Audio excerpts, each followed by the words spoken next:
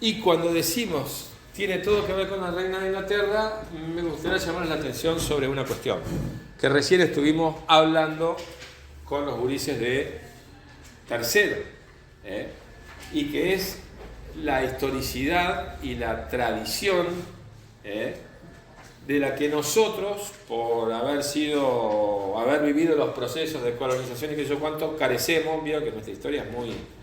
Acá algo que tiene 150 años es re antiguo. Y la reina de Inglaterra viene de una familia que arrancó allá por el siglo III o IV. O sea, más de 1000 años. Casi 2000 años. Imagínense esas cabecitas, todo lo que traen. No sé si alguno de ustedes hace constelaciones, esas cosas. Vieron que uno dice que va arrastrando lo de los anteriores familiares y los conflictos, qué sé yo. Bueno, imagínense nosotros que caímos hace 2 días del barco, estos que tienen 2000 años de familiares para atrás. Es interesante, claro, porque las cabezas funcionan de otra manera y ven la realidad y sienten de otra manera. Pero bien, periodo prerrománico europeo. Acá van a encontrar algunas características generales que yo les fui anotando de todo lo que es el proceso del prerrománico. Cuando hablamos del prerrománico estamos hablando de la primera parte de lo que va a ser la Edad Media. Esta primera parte se la llama Alta Edad Media. Después viene la Baja Edad Media a partir del siglo X-XI. Algunos historiadores hablan de Alta Edad Media, Baja Edad Media y Edad Media tardía, los siglos XIV y XV. Son diferentes formas de encarar la cosa. Pero bueno, como ustedes habrán visto, para nosotros la Edad Media va a comenzar más o menos en la época en que cae la parte occidental del Imperio Romano, que es la que nosotros vamos a tomar. Nosotros ahora nos vamos a olvidar para siempre de la parte oriental. Vieron que en la historia la parte oriental aparece con Bizancio y después no existe más.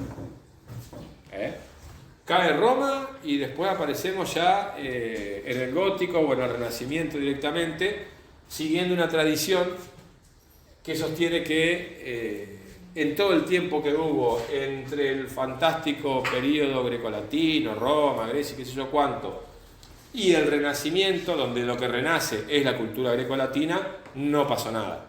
Y pasó de todo. De hecho, todo lo que pasó ahí es lo que va a definir cómo somos nosotros hoy.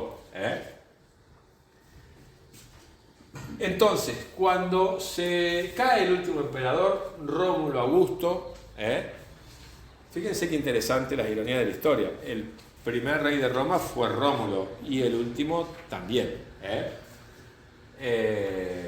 Rómulo Augusto. En su época le decían Rómulo Augustulo, porque Augustulo es un diminutivo. Y como era un nabo, le decían, como decirle el Romulito. Mira cuando dicen Carlito, en vez de Carlos, bueno, más o menos lo mismo.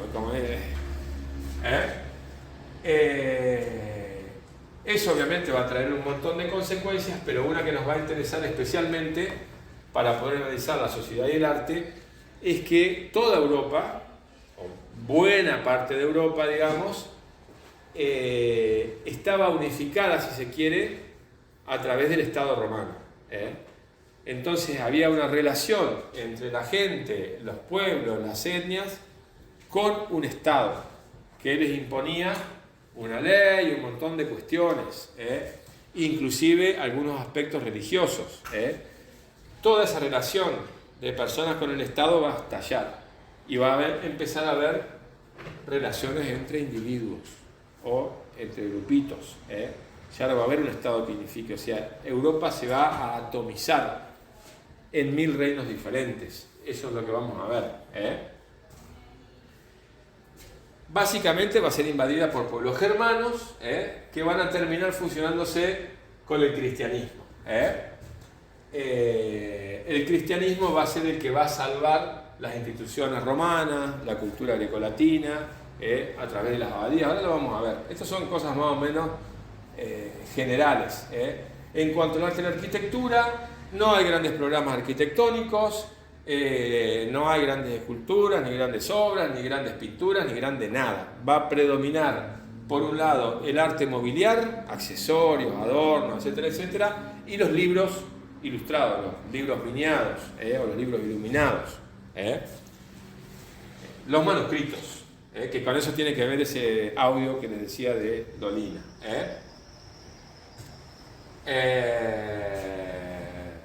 Bueno, y básicamente que las tribus se van a terminar aliando con la iglesia porque a ambos les va a servir de mucho.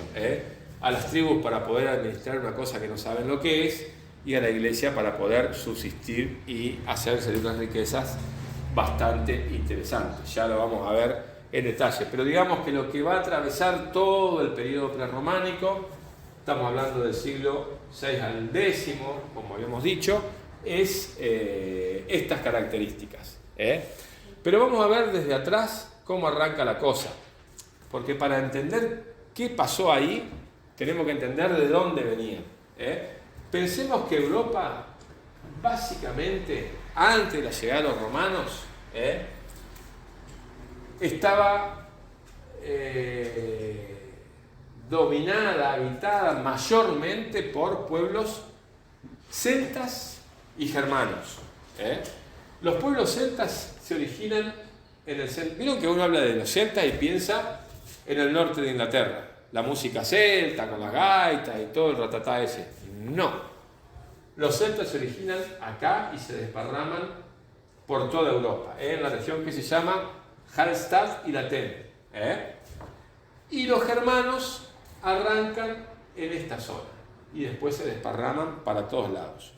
Una parte que vamos a ver ahora se va a ir para Europa y otra parte se va a ir para Asia. Específicamente se van a ir para Asia los varegos, que son una especie de vikingos. Los vikingos son germanos, los vikingos también van a venir para este lado. Ya vamos a ver qué pasa ahí. Los que se van para Asia, con los que se van a Europa ahora vamos a ver qué pasa. Y los que se van para Asia van a terminar algunos en Bizancio y otros van a unirse con tribus eslavas. Yo no sé si el año pasado lo llegamos a ver bien, pero cuando hablamos de las primeras organizaciones gentilicias y las tribus, en el periodo superior del salvajismo, inferior de la barbarie, veíamos que por sus características no sojuzgaban pueblos, ni tomaban prisioneros, ni nada de eso, porque no les servía de nada tener esclavos, y que cuando se enfrentaban dos grupos, el resultado era que o se los corría donde estaba, o se los mataba, o se fusionaban. A veces necesitaban fusionarse porque tenían pocos o lo que sea, y bueno, eso fue lo que pasó con las tribus varegas y las tribus eslavas. Se fusionaron y formaron una nueva tribu que se llamó la tribu de Rus. Esto nos va a traer al presente inmediatamente. La tribu de Rus es lo que forma la primera Rusia. ¿Por qué se llama la primera Rusia? Porque la primera ciudad que armaron fueron las dos, Kiev y Novgorod, que todavía existen. Y a Kiev la escuchan nombrar seguramente todos los días porque hoy es la capital de Ucrania. O sea, en Kiev empezó Rusia. Y ahora Kiev está enfrentada con la tercera Rusia, que es la Rusia de Moscú.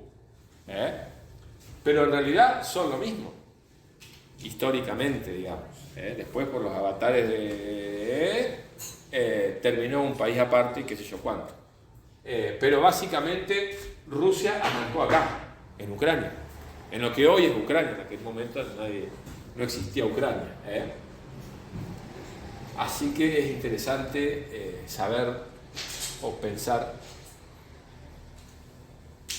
por qué un pueblo se parte y a pesar de tener la misma historia, las mismas tradiciones, ahora se enfrentan. O sea, no tiene ningún gollete históricamente, pero bueno, después a medida que vayamos viendo la historia vamos a ver que sí tiene gollete. En realidad un gollete muy cercano, porque todo el quilombo empieza con Chernobyl, ahí se pudre todo. Pero bueno, no nos adelantemos tanto en el tiempo, que estamos recién allá por el el siglo 8, 9 antes de Cristo. Entonces, decíamos, van a estar los celtas y mayormente los germanos. A los celtas, que como verán, tienen toda la parte central de Europa, Inglaterra y parte de España, los romanos los van a aplastar, a uniformizar y a romanizar. Nosotros vamos a encontrar que acá, en Francia, por ejemplo, a los celtas le decían galos, los romanos, pero en realidad eran celtas, los galos. ¿Alguna vez leyeron Asterix? ¿No? Una historieta muy famosa de los años 70, 80, de Bruce Goscinny, espectacular, una lección de historia genial y muy graciosa, aparte, muy entretenida. De Asterix y Obelix, su amigo. Porque claro, es una aldea gala que nunca pudieron conquistar los romanos y los autores se agarran de eso para hacer toda una descripción de cómo era la época, etcétera, etcétera, y por qué ellos no los podían dominar porque tenían una poción mágica, entonces eran muy fuertes y siempre los cagaban a palo los romanos. Bueno, muy graciosa. Otra parte de los celtas se fueron para esta zona, que es lo que se llamaban los celtíberos. Otra parte se fueron para Inglaterra.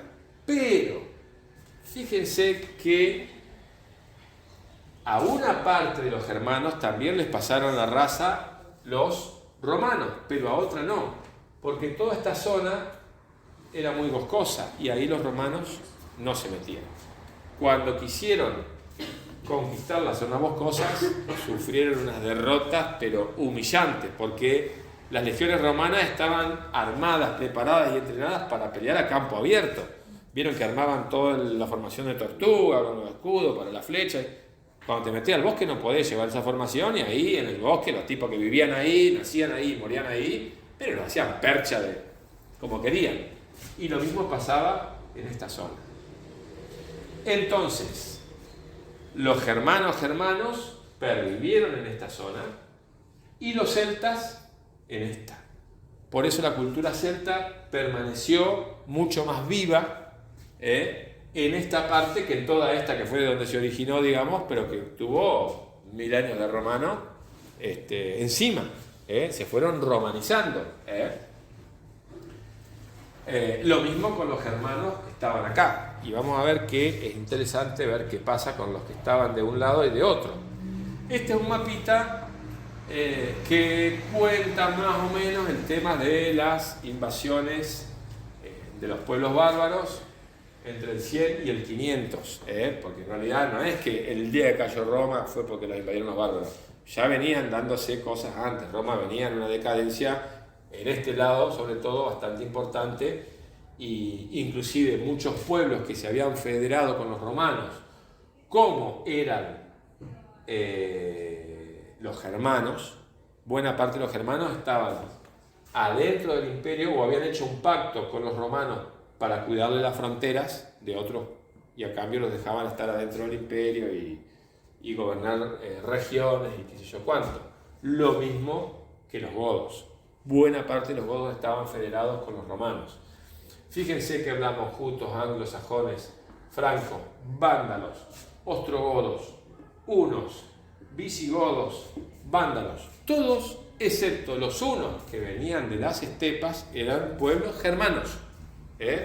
Eran tribus germanas. Acuérdense que nosotros veíamos que en un momento las tribus empiezan a tener excedentes, empieza a haber más población y se tenían que separar, dividir y generar nuevos grupos. Los griegos armaban colonias por acá y por allá, y estos otros armaban como subtribus que terminaban teniendo todas una madre común que era los germanos. Pero después, depende para qué lado se iban y con quién se encontraban, los llamaban de una manera, los llamaban de otra, pero eran básicamente lo mismo.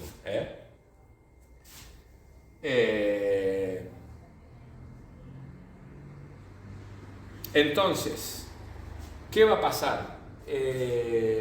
Progresivamente el imperio, con capital en Constantinopla y en Roma, en la parte occidental va a perder cada vez más fuerza, una crisis económica brutal, una corrupción brutal,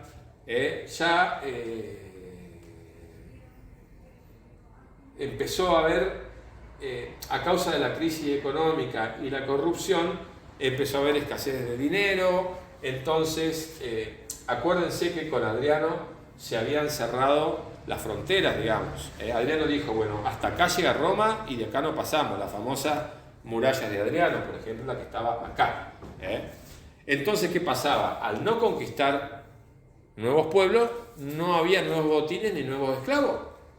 Pero había que mantener un ejército costosísimo, que buena parte de sus ingresos venía, por un lado, de los botines y los saqueos, y por otro lado, de esos mismos pueblos que iban conquistando, se les quedaban con las tierras, y cuando los soldados se jubilaban, les daban tierras para que tengan, para tener su latifundio ahí, tener sus esclavos, y para tener para tal. No hay nuevas tierras, no hay nuevos botines, no hay nuevos esclavos, entonces empieza a haber un problemón ahí.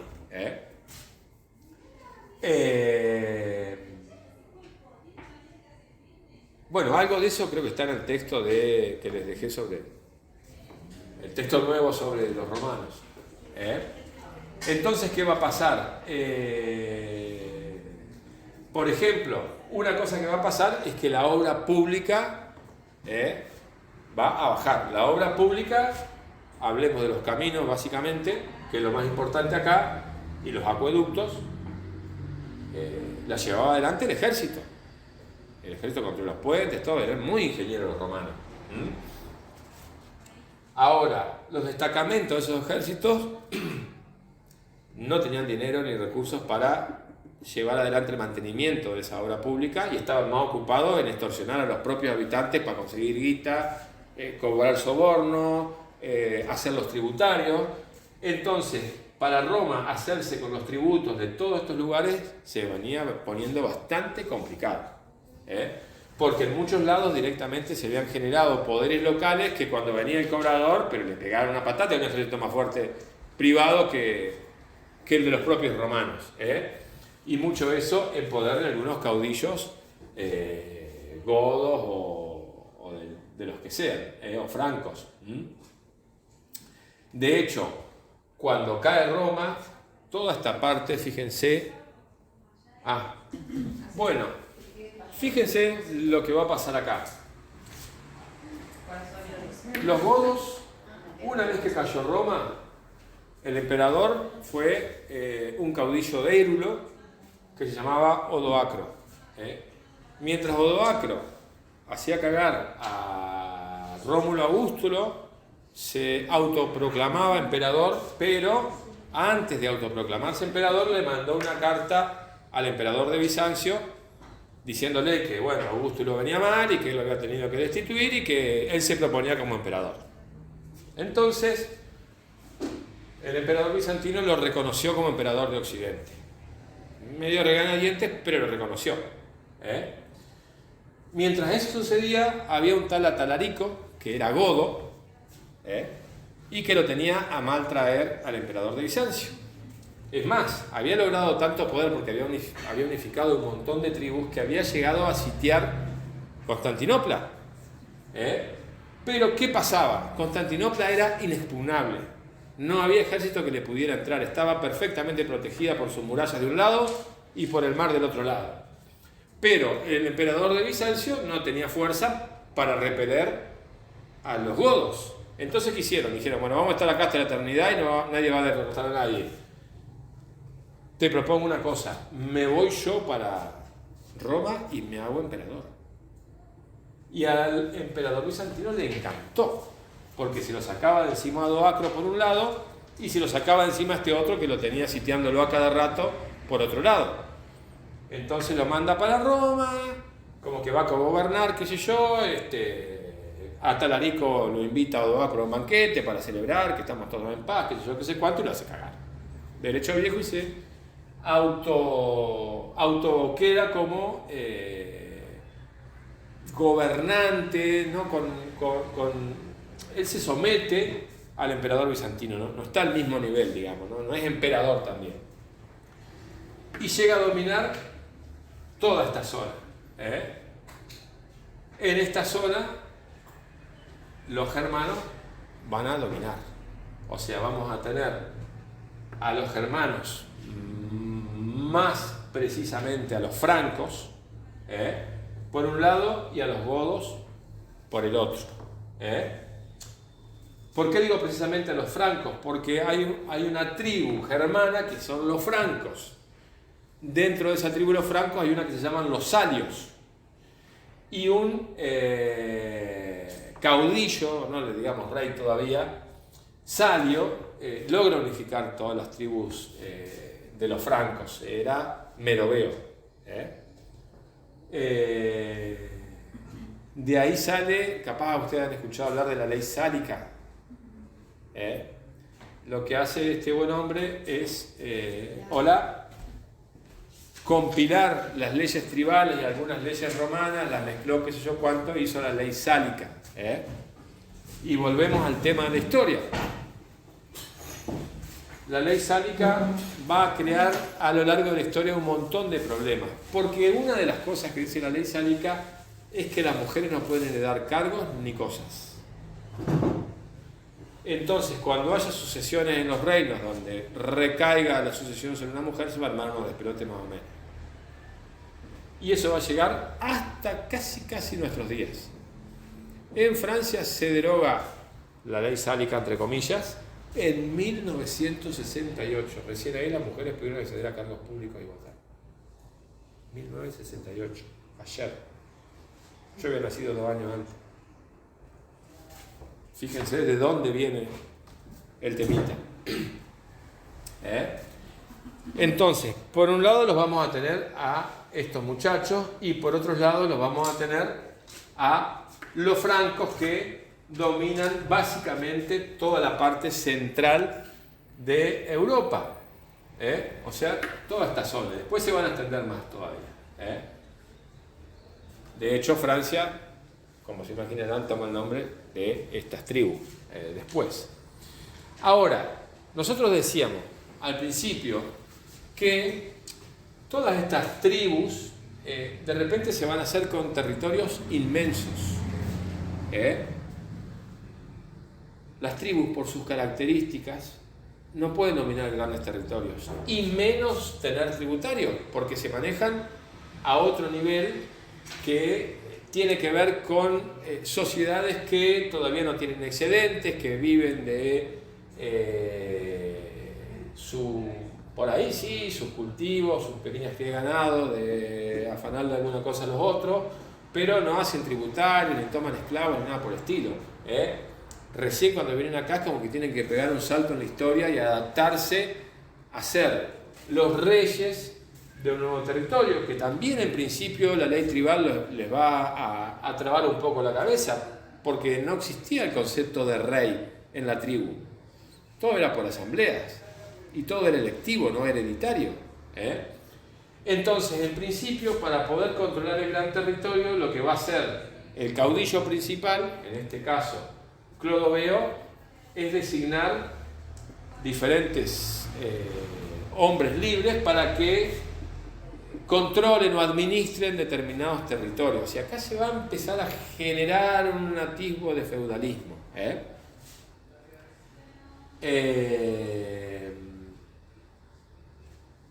Pero aún así no les va a ir nada bien. ¿Quiénes tienen la papa? Los romanos, de cómo se administra un territorio grande. Pero los romanos los acaban de reventar. Entonces, ¿quién tiene la papa? La iglesia, que era la que administraba todo el circo en Roma.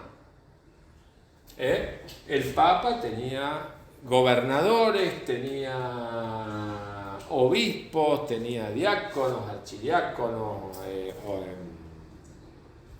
sacerdotes, esto, lo otro. O sea, había todo un esquema y una jerarquía. Todos sabían leer y escribir, los bárbaros no tenían ni idea. O sea que podían manejar la ley, podían hacer documentos escritos, etcétera, etcétera. Por eso, en la iglesia es donde va a quedar todo los restos de la cultura romana y griega y latina, se va a conservar en las abadías, en los monasterios.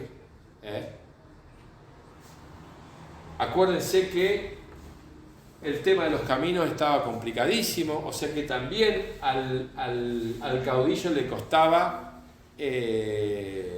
comunicarse, por decirlo de alguna manera, con sus súbditos. Eso va a generar que el aislamiento a que se formen poderes locales. Lo había mandado a Juancito que administre esto, y Juancito, aprovechando que estaba complicado, no mandaba el tributo, se hacía el gil, le maniobraba para que el cargo de él le quede al hijo, porque esto no era hereditario como era en la ley tribal. No había una nobleza hereditaria, de hecho no había una nobleza. La nobleza se generó a partir de estos tipos que empezaron a tener el privilegio y a mandar, y luego la hicieron hereditaria. Pero en principio no. O sea, todos los nobles que vemos hoy en Europa, que los Habsburgo, que los Hohenzollern, que los no sé cuántos, son todos bárbaros. De los romanos anteriores no quedó nada. Son todos provenientes de los pueblos bárbaros. De hecho, como les decía, la reina de Inglaterra no escapa a eso. Entonces, fíjense que la zona llamada la Galia quedó en manos de los francos. De acá después va a salir, cuando se expandan un poco más, en la época de Carlomagno y de Carlos Martel, el Sacro Imperio Romano Germánico, que va a dominar prácticamente toda Europa. Ya lo vamos a ver en un rato nomás. Pero eso va a suceder en otra parte de la Edad Media. Por ahora están ahí. Y decíamos, así como los francos se tuvieron que asociar con la iglesia, las tribus godas también, las tribus vikingas también. O sea, todo el mundo tuvo que tarde o temprano terminar adaptándose a la iglesia para unificar las leyes, las costumbres y un montón de cosas. Y el arte también va a pasar por ese proceso. Al convertirse al cristianismo, las representaciones van a pasar a ser las cristianas, no ya las paganas. Entonces se van a fusionar los estilos ornamentales y qué sé yo de las tribus con la imagen cristiana, que acuérdense que la oficial del cristianismo era la bizantina, sobre la que ustedes están trabajando. Entonces vamos a encontrar rasgos de arte bizantino mezclados con cosas que no tienen nada que ver. En este caso, lo que vemos es algo de arte merovingio, que es el arte, digamos, de la primera dinastía. ¿Se acuerdan que dijimos que el primer caudillo fue Meroveo? Él arma la dinastía merovingia. Por eso a este arte, que es de esa época, se le llama merovingio. Cuando cambie la dinastía y los merovingios sean aplastados por los carolingios, o sea, por otra nueva dinastía, vamos a hablar de arte carolingio, en la época de Carlomagno.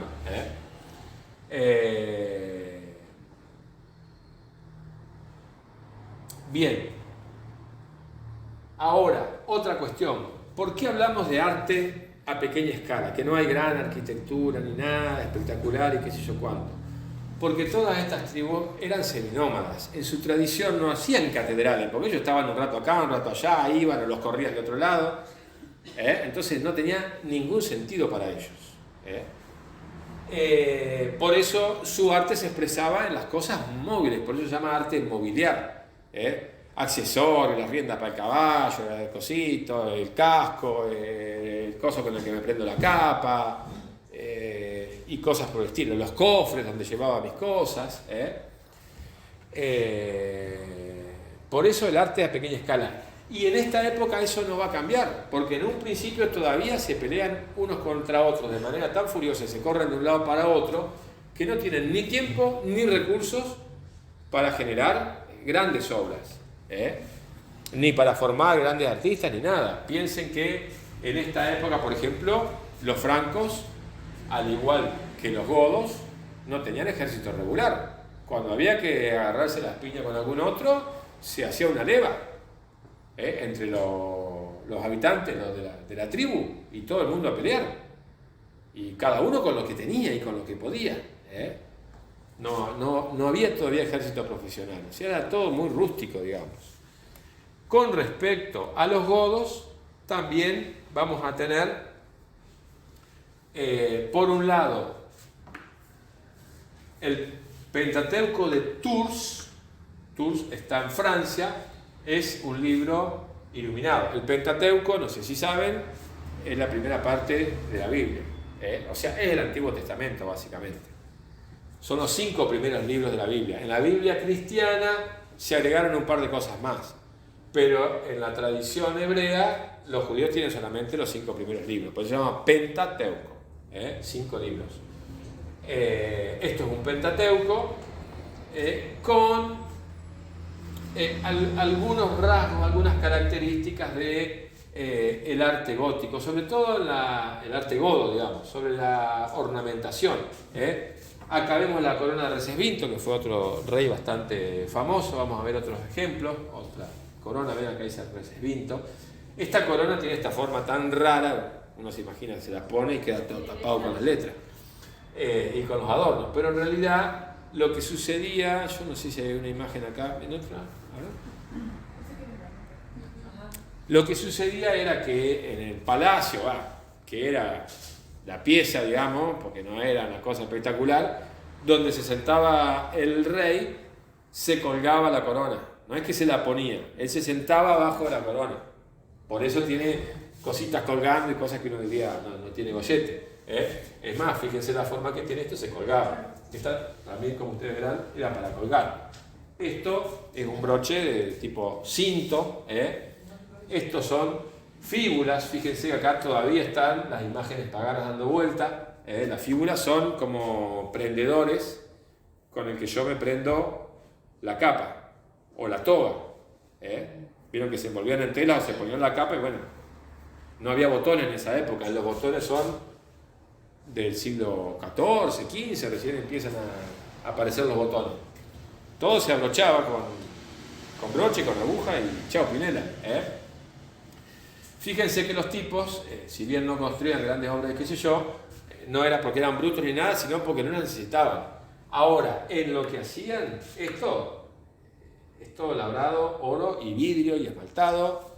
Eran unos magos, eran unos capos haciendo ese tipo de cosas. O sea, dominaban la técnica y el oficio de una manera espectacular. Lo mismo que el grabado, la fundición, ahora vamos a ver otros ejemplos. Bueno, que hay coronas, cruces.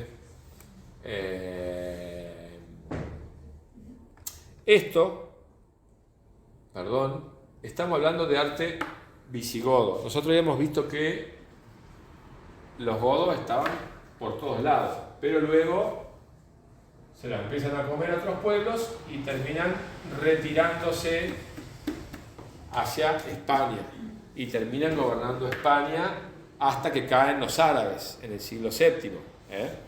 Por eso este arte visigodo es muy de España y la arquitectura que vamos a ver van a ser ejemplos de España. Fíjense esta iglesia,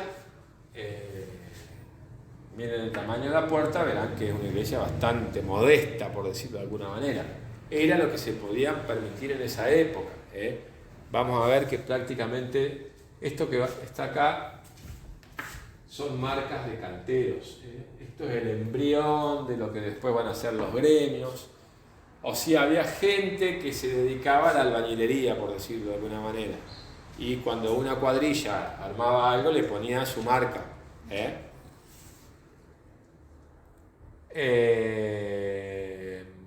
Bueno, ven que eran muy básicas.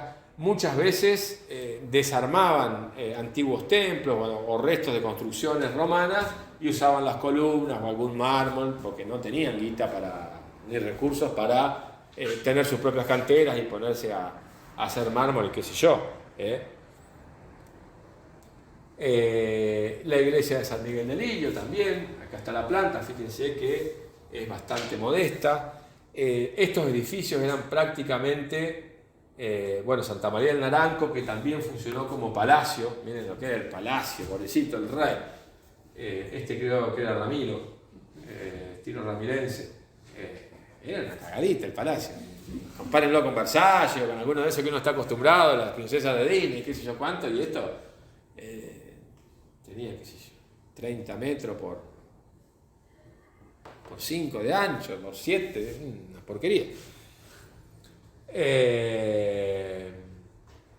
Esta iglesia es interesante, hay solamente 3 en el mundo, una en España y 2 en África, que también son muy modestas, pero tienen una característica, tienen doble ábside.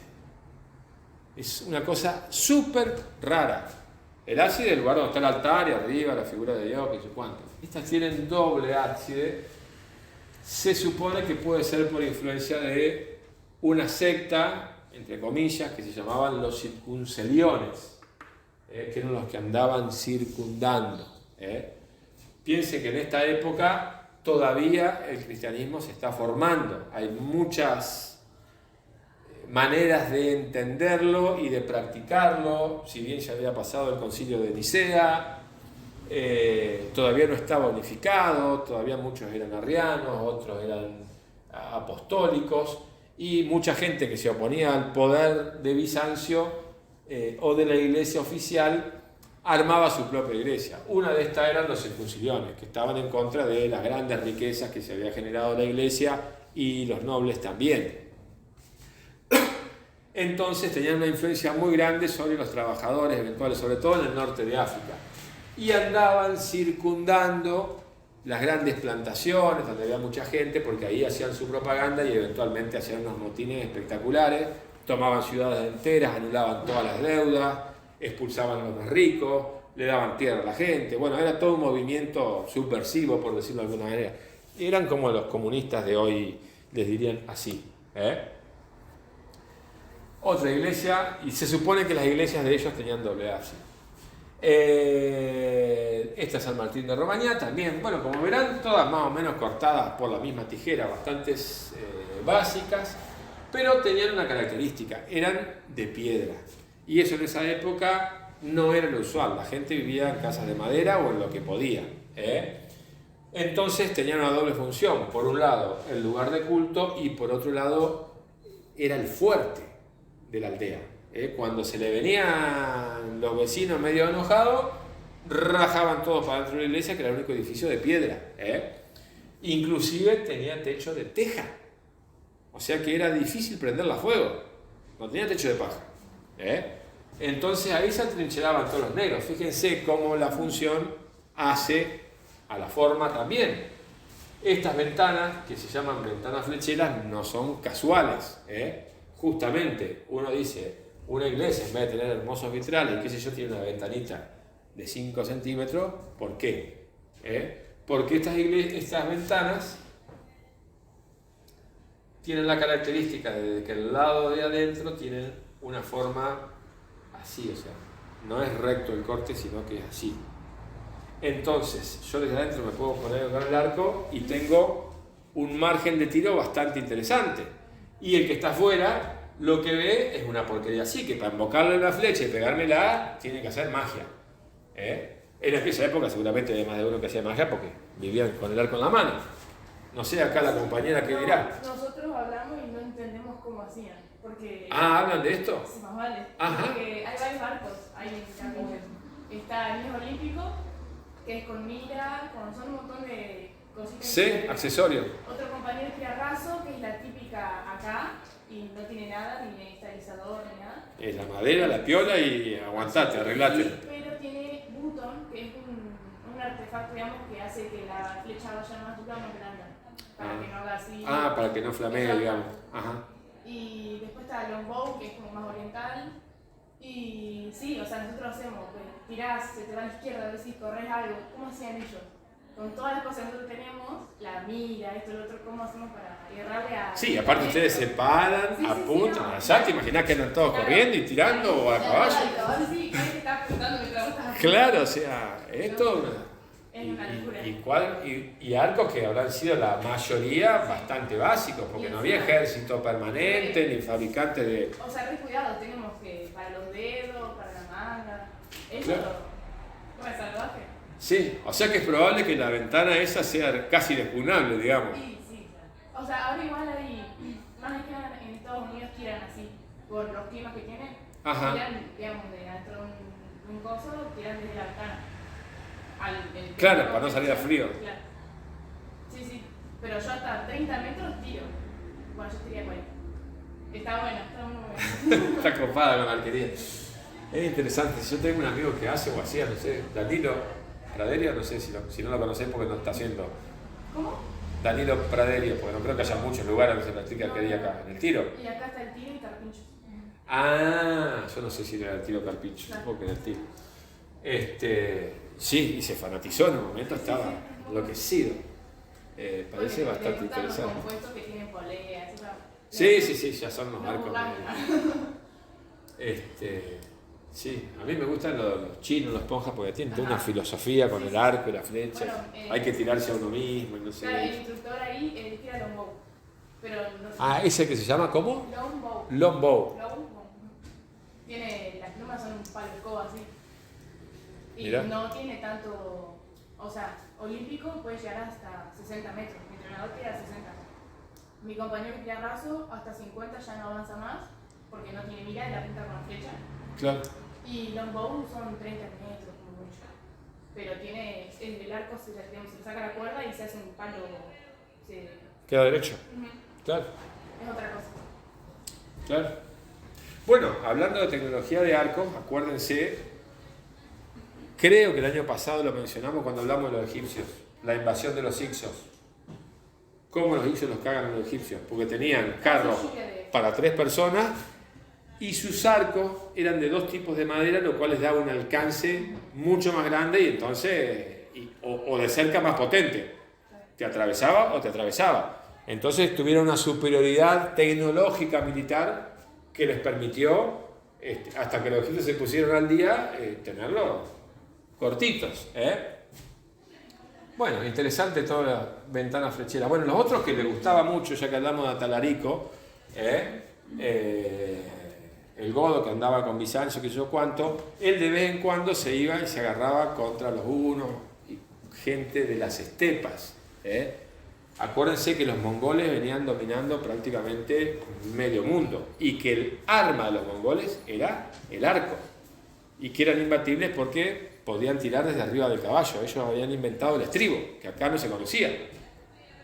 Entonces les permitía cabalgar con las manos libres porque tenían de dónde afirmarse. Otra cosa interesante, fíjense, el tema de las pautas culturales. Hablamos de los mongoles y no podemos dejar de mencionar las hordas mongolas. Cuando hablamos de hordas mongolas, nos venimos necesariamente hacia los primeros tipos de familia que vimos. El primero era la horda. Cuando uno habla de una horda o de esos grupos de hordas primitivos, ¿qué se imagina? Unos locos todos salvajes que andan a las piñas entre ellos por las minas y qué sé yo, qué sé cuánto, y que son salvajes. Esa idea que nos transmite la palabra horda, porque horda no quiere decir salvaje, ni quiere decir grupo salvaje, ni quiere decir nada de eso. Horda significa gran campamento. Y así se distinguían los mongoles, por sus campamentos. Ellos hacían grandes campamentos. Imaginen que venían de 10.000 negros juntos, o sea, hacían campamentos y eran nómadas muy grandes. De hecho, la que asoló Europa fue la llamada Horda de Oro.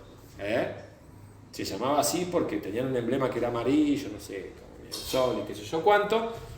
Pero para los europeos, o sea, fíjense que depende de qué lado se arma el lenguaje, va a ser lo que significa.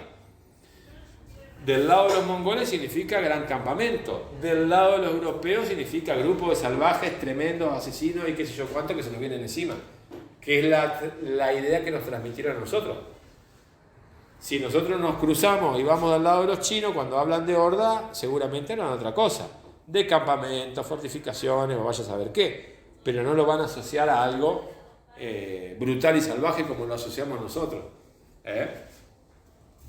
Porque claro, desde el lado de acá, los mongoles realmente eran igual de animales que los europeos. No vamos a... Pero como les tocaba a ellos, no les gustaba nada. Entonces tenemos, por un lado vimos cómo se fusionó el arte de los godos, que eran, como dijimos, pueblos francos, más allá o más acá. Después, antes vimos los merovingios, que también, germanos, que también eran germanos, asentados en Francia. Los godos eran germanos asentados en España. Y después tenemos unos que no eran germanos, ni mongoles, y que eran justamente los que vivían en la zona que hoy conocemos como Inglaterra o Gran Bretaña, y que eran por un lado celtas y por otro lado celtas romanizados. Habíamos dicho que el último lugar y a donde casi no llegaron los romanos fue acá arriba. Había grupos celtas acá abajo que se romanizaron en parte, y había grupos acá que quedaron lejos de la influencia romana, no del cristianismo, porque ¿se acuerdan que hace poco estuvo la fiesta de San Patricio? Bueno, acuérdense que por acá estaba la muralla de Adriano. Acá había soldados, pero no pasaban para el otro lado porque sabían que ahí los hacían cagar. Pero defendían para que los celtas no se vengan para este lado.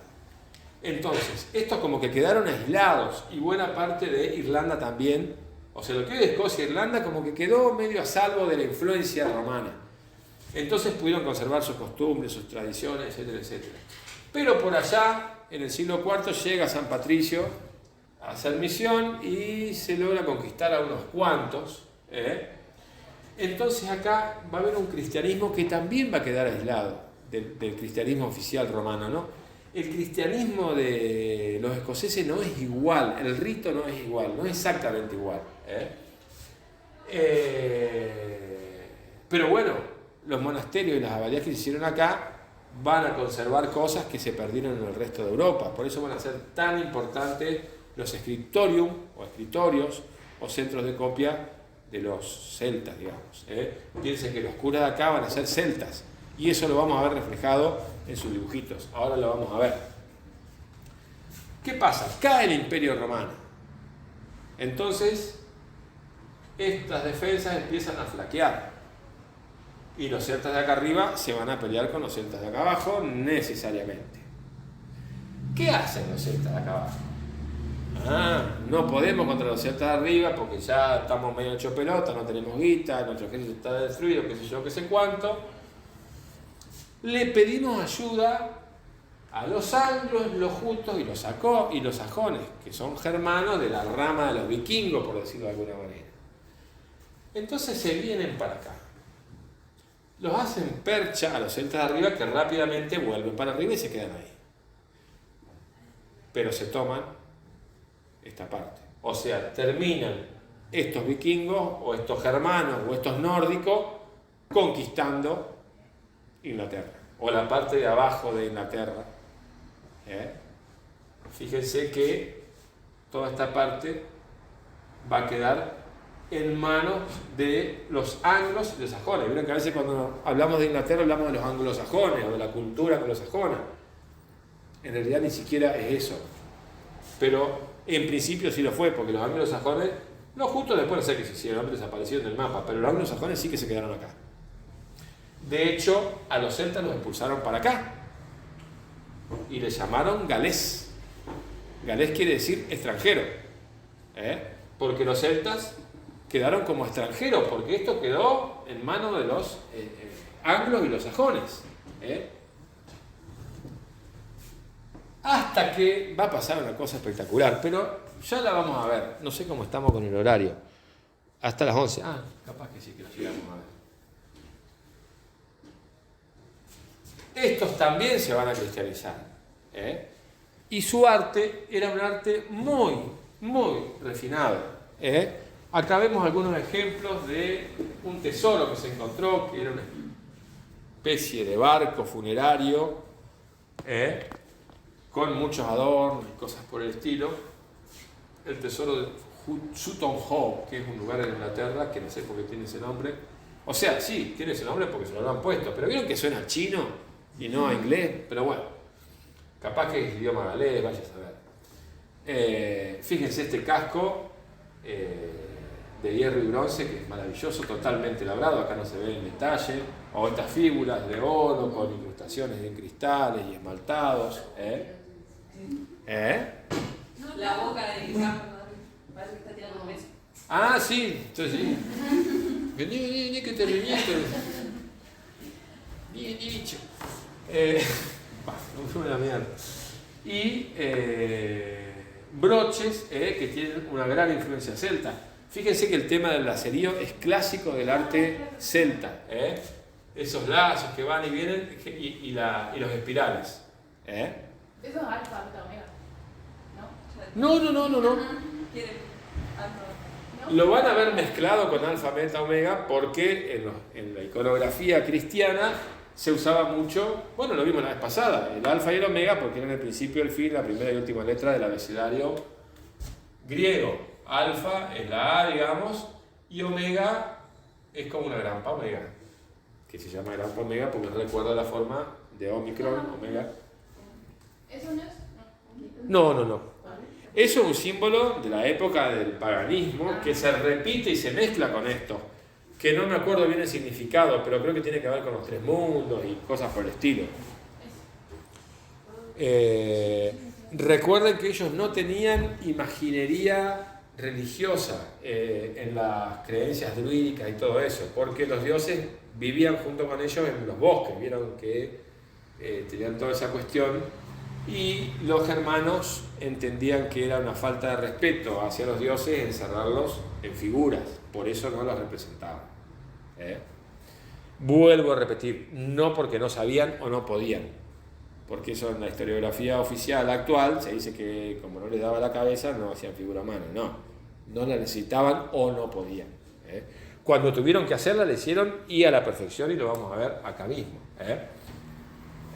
Acá hay un cáliz, fíjense que estas representaciones de este tipo son símbolos paganos mezclados con los cristianos. Esto ni siquiera pretende ser una cruz, es un disco solar. Si se fijan acá van a encontrar laceríos, como acá, espectaculares y espirales por todos lados. Porque si bien los monjes que hacían esto eran cristianos, venían de una tradición celta, o sea, fusionaban. Y San Patricio, para explicarles el quilombo de la teología católica a los celtas, tuvo que hacer maravillas. Claro, ¿saben por qué el emblema, y creo que está en la bandera de Escocia, el trébol? El trébol de San Patricio. El trébol fue la figura que usó San Patricio para explicarles qué mierda era la Trinidad. Porque todas las culturas paganas tenían dioses por tríadas, era algo típico, desde Oriente hasta Occidente. Pero eran tres dioses. En el cristianismo es una tríada que son tres, pero que es uno. Entonces eso no lo entendía nadie, hermano, no me rompa la bola, eso es muy complicado. Entonces San Patricio agarró un trébol y dijo, esto es la Trinidad. Imagínense, esto es un trébol, pero está formado por tres partes. Son tres partes diferentes, pero son uno. Ah, mirá vos. Dijeron los cosas y dijeron, bueno, está bien. Y de ahí quedó mitológicamente como el símbolo de esa zona y qué sé yo cuánto. ¿Y por qué Por eso, la suerte supuestamente de las cuatro naciones? Yo pensé que eso era por... en realidad yo creo que da suerte porque encontrar un trébol de cuatro hojas ya implica suerte, porque es rarísimo. Pero no viene de ahí. No, creo que no. Creo que no. Yo lo asocio más a eso, a que encontrar un trébol de cuatro hojas es tener suerte, como el boleto Capicúa. Dicen que trae suerte. Sí, suerte de haberlo buscado. El de 3 se llama Triskel, es un símbolo supremo de los druidas según la cultura celta. Solamente ellos lo podían usar y representaba el aprendizaje, el pasado, el presente y el futuro. Ahí va. Más puntos para San Patricio, porque tomó un icono de ello y lo asoció. Dijeron, es lo mismo, lo de usted y lo nuestro al final. Claro, es que mucho se manejaba así, el sincretismo, digamos. Entonces, como estos tipos en realidad eran paganos cristianizados, mezclaban todo y estaba bien. Y los mismos curas los dejaban, el mismo San Patricio, como ahí acaba. Ese símbolo que están así de lobos, no sé si lo vieron, que lo usan ellos como símbolo de manada, de que solo ellos lo pueden usar. Capaz que ¿Solo ellos quiénes? los lobos. No, los lobos no usan símbolo. No, los hombres, claro, pero será por el bestiario, seguro, no sé. Pero ¿quiénes son los que usan ese símbolo? Eso, los druidas. Ah, los druidas, ok. Sí, tenían un montón de cuestiones que tenían que ver, como les decía, con la naturaleza. O sea, sus dioses estaban ahí, junto a ellos. Algunos visiblemente, como pónganle un lobo o un trébol, y otros como las hadas, duendes, que aparecían de vez en cuando y no se dejaban ver y toda esa cuestión. Sigamos. Acá viene lo más interesante del prerrománico. O sea, yo intenté ponerlo en un orden más o menos cronológico, pero piense que todo esto en el lapso de 300 años se dio todo junto, iban, venían, se cruzaban. O sea, es difícil hacer una cronología. Pero ¿qué va a pasar? ¿Se acuerdan que dijimos que los celtas le habían pedido ayuda a los daneses por situarlos en un lugar? Sea el pueblo que sea, anglos, jutos, sajones, varegos, vikingos, eran todo lo mismo, eran todas las mismas tribus. Los ayudaron y se quedaron ahí. Hasta ahí terminó. Ahora, en el siglo VII, y los que ven o vieron la serie Vikingos estarán bastante al día con eso, viene Ragnar y arma todo el despelote. Se viene a Inglaterra y después se van para otros lados. Los vikingos eran navegantes espectaculares y no tenían límite. ¿Por qué? Porque tenían unos barcos, ellos vienen de esta zona, muchos fiordos y cosas raras, entonces sus barcos no eran de un tamaño gigantesco y eran planitos. O sea, te andaban arriba de un charco. Así que lo que no podían hacer las flotas y los ejércitos de cualquier otro cosa lo hacían los vikingos, que era meterse por ríos, riachos. Entonces se te mandaban para donde se les antojaba. El resto tenía que andar por los bordes, pero los vikingos llegaban acá y de acá se mandaban para adentro. De hecho, tomaron París.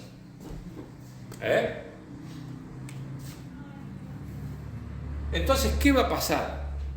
Va a tener que Rolón, Gans Rolf, no sé cómo se pronunciará, en noruego, lo tenía harto a Carlos III de Francia porque le hacía percha aldeas, ciudades, su propia capital, les hacía pagar tributo. Será Rolo, claro. en la serie. Claro, depende de las traducciones. Ay, no me spoileé. No le conté a mi bueno. Tenía que spoilear la historia, lamentablemente no podemos pasarnos por alto esto porque tiene consecuencias que las vivimos hasta hoy. Entonces los vikingos andaban, llegaron a España, a Sevilla, andaban por todos lados. Como les decía, llegaron a Bizancio. Los varegos llegaron a Bizancio. No pudieron con los bizantinos porque estaban bastante bien apertrechados, pero fueron tan considerados por su valor y la forma bestial en la que peleaban que el propio emperador los contrató. La famosa guardia varega era la guardia personal del emperador. Eran vikingos. Así como el Papa en el siglo XV vuelve a contratar a los daneses, que en realidad a los suizos, la guardia suiza, eran los mismos vikingos, bestiales, que eran los mejores guerreros de Europa. El Papa dice: yo, mi guardia, que sea de estos negros. Y hasta hoy está la guardia suiza, conformada solamente por soldados suizos, del ejército suizo, que piden una transferencia, digamos, al ejército del Vaticano. Creo que son 100 o menos. Sí, es el de la serie Rolo, porque ahí se fue nombrado que Normandía. O sea que Normandía y Francia, ¿cómo sería? El rey. Ah, Los tres de Francia. ahí vemos algo interesante. El Rolo lo traía mal a Carlos. Entonces Carlos dice: ¿cómo me lo saco este encima? No lo puedo derrotar. Y viene cada vez que se le antoja, viene o él o los amigos y nos cagan una patada. Y encima nos hacen tributarios, le tenemos que pagar todos los años tributo. Entonces le dijo: vamos a hacer una cosa. Yo te voy a contratar para que vos me protejas de tus amigotes. Entonces te voy a dar una parte de mi reino, o sea, no te la voy a dar, te voy a nombrar duque y vas a quedar a cargo de ese territorio y de ahí me vas a frenar cualquier incursión que venga de arriba. Pero ese territorio era parte de Francia. Sí. Exactamente, era un ducado. Los ducados son los territorios que van conformando lo que se llaman las marcas. Por ejemplo, acá estaba la marca hispana del imperio y acá estaba la marca húngara. La marca es la zona límite con otro imperio, con otro reino o con cualquiera, que son siempre enemigos. Entonces, el marqués, que es el que maneja la marca, que está compuesta por varios ducados, es el que tiene a cargo la defensa, es como la frontera, digamos. Lo que había hecho Adriano acá, que había puesto una muralla, acá se hacía, en vez de una muralla, un territorio entero, que servía como tapón para que no entre. Esa era la marca, marcaba el fin del territorio. Y el que manejaba la marca era el marqués, de ahí viene el marqués. Y la marca estaba compuesta, porque él lo podía manejar todo, porque imagínense que esto es bastante grande, por varios ducados, que a la vez podían estar formados por varios condados. O sea, si vamos en orden de tamaño y de jerarquía, tenemos primero al marqués, después a los duques y después a los condes. Y después de los condes a los señores, que eran los que manejaban el señor feudal, el territorio más chiquitito, digamos. Este le tributaba al conde, el conde al duque, el duque al marqués y el marqués al rey. Todo el mundo tenía que poner. Como les decía, fíjense toda esta cadena. Cuando acá no había caminos y era todo bosque, qué sé yo cuánto, estaba dificultoso, este se hacía el boludo con este con este y este con este. O sea, el que menos cobraba era este. Entonces, los señores, sean duqueses, marqueses, lo que sea, empezaron a tener tanto o más poder que el rey. Y eso empezó a generar muchos conflictos porque empezó a haber luchas por el poder. Entonces, fíjense todo lo que va a pasar a raíz de la idea que tuvo Carlito. Le va a dar esta parte, que se va a empezar a llamar, o la van a empezar a llamar Normandía, porque viene de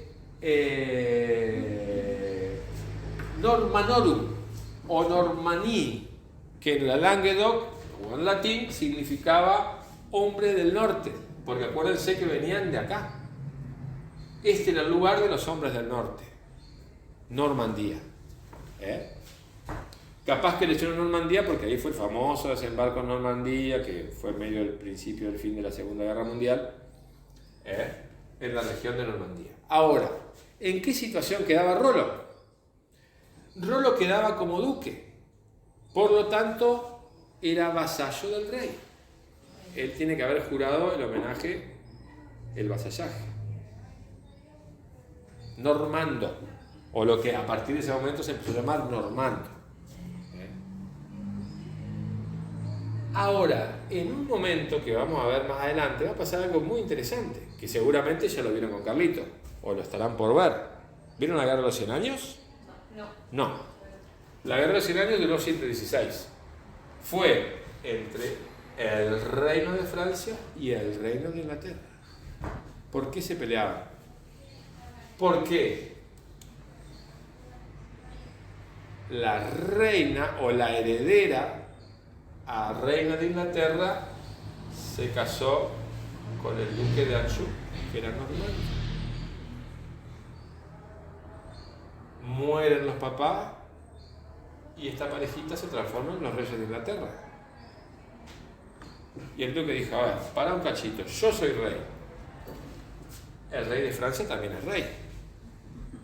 Pero yo a la vez soy vasallo del rey de Francia. Si yo también soy rey, yo no voy a ser vasallo, no le voy a dar tributo, no le voy a dar una mierda. Es más, me voy a conquistar Francia. Y ahí empezó una pelea que duró 116 años entre Francia e Inglaterra. Porque este decía, Inglaterra ahora es mía prácticamente, y el inglés decía, no, estamos en iguales condiciones, yo no soy más vasallo, yo no estoy más por abajo tuyo. Y ahí se dieron. Obviamente, por esas pelotudeces, un montón de gente la pagó. Porque ahí se perdieron cosechas, se perdieron vidas, se perdieron recursos. 100 años de guerra. Imagínense, hoy habrán escuchado el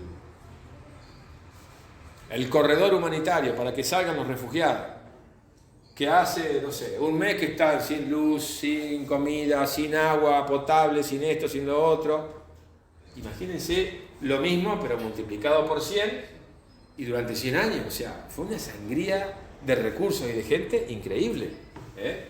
O sea, el tema de dominios del mundo individuales es bastante dramático y lo ha sido durante toda la historia.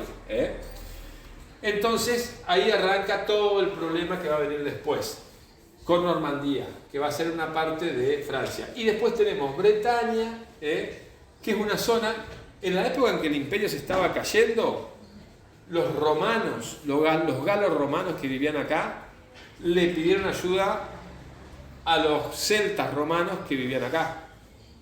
Estos se cruzaron para ayudarlos en los combates con otros pueblos bárbaros, qué sé yo, qué sé cuánto, y se afincaron ahí y les dieron una zona que se llamaba Bretaña.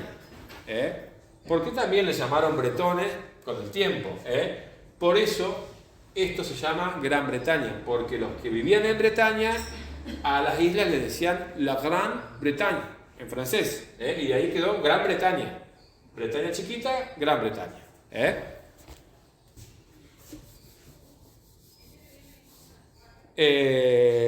¿Cómo estamos con el tiempo? Se nos acaba. Bueno, veamos rapidísimamente el arte de estos pueblos daneses, que como verán era súper espectacular. En realidad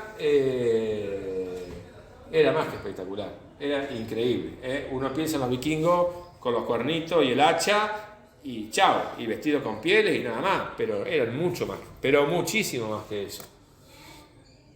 Acá vemos un cofre, el marfil y hueso, el cofre de Cunegunda, que era una princesa de la época. Bueno, un broche. Esto es una talla en madera, el portal de la iglesia de Urnes. Miren los que no sabían representar la figura humana ni hacer cosas interesantes, lo que hacen. Quedan todavía 3 o 4 iglesias de madera que son patrimonio histórico de la humanidad, que sé cuánto, que las hacían los vikingos cristianizados. Miren lo que tienen estas construcciones, en madera. Fíjense, los cositos parecen los barcos, ¿no? Como meten y mezclan lo mismo que acá.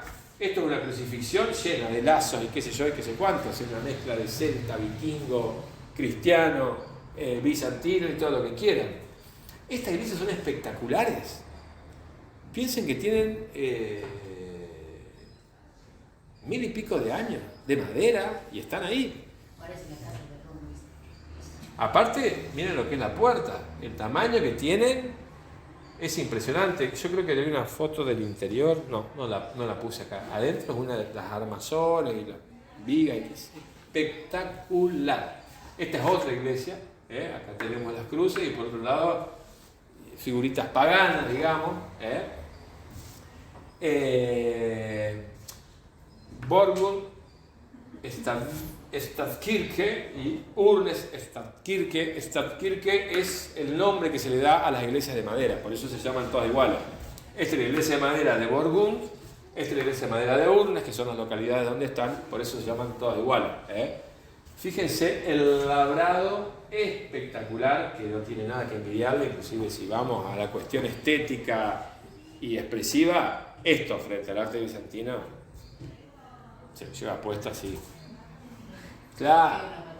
Claro, como la selección de Brasil si jugara con el equipo del barrio mío. Claro, miren lo que es esto. Sí, y fíjense. Y si se fijan, todavía no hay conformada, o sea, si bien hay un programa iconográfico cristiano, no está totalmente asimilado. Fíjense, acá no hay ninguna referencia al cristianismo. Puede haber una referencia lejana y simbólica a la lucha entre la serpiente y el ciervo, no sé, pero se me recuerda más a cosas en las que podrían relacionarse sus mitos y el anillo de los Nibelungos y las sagas vikingas y todo eso que al cristianismo. Sin embargo, por ahí adentro sí vamos a encontrar alguna imagen de algo, o una cruz, o como acá. O sea, como hay una simbiosis, un sincretismo de imágenes que no tienen aparentemente nada que ver, pero que se unen en la decoración de la iglesia.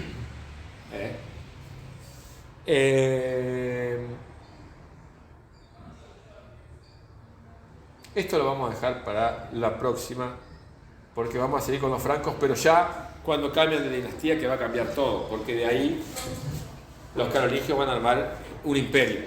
El reino franco va a ser luego el Sacro Imperio Romano Germánico. Como verán, el nombre es muy diferente y todo lo que pasó después también. O sea, la idea de todo esto es que vayamos viendo cómo diferentes tribus se van cristianizando y entonces se va fusionando la cultura cristiana con las culturas paganas y van generando una imagen propia y una cultura propia también.